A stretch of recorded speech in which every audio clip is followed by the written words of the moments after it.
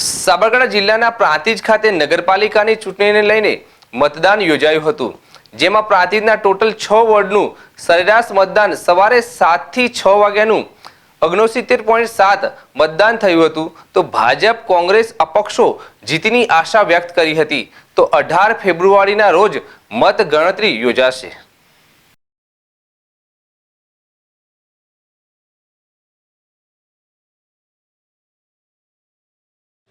પ્રાંતિજ નગરપાલિકાના 6 વોર્ડ માટેની ચૂંટણી યોજાઈ હતી, જેમાં 21,274 મતદારો સવારથી જ પોતાના મતાધિકારનો ઉપયોગ કરતા નજરે પડ્યા હતા અને મત કુટીર ઉપર મતદારોની લાંબી લાઈનો જોવા મળી હતી।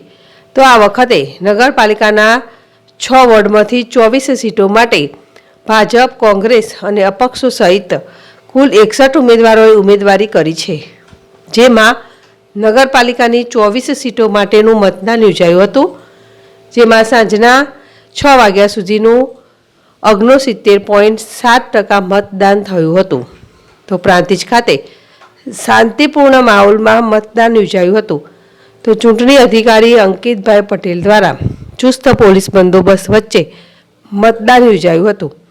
તો ઉમેદવારોના ભાવિ ઈવીએમમાં સીલ થયા હતા અને 61 ઉમેદવારોના ભાવિનો ફેંસલો 18/2/2025ને મંગળવારના રોજ પ્રાંતિજ તાલુકા સેવા સદન ખાતે મત ગણતરી હાથ ધરવામાં આવશે। જીલ રાવળ, ZSTV, પ્રાંતિજ।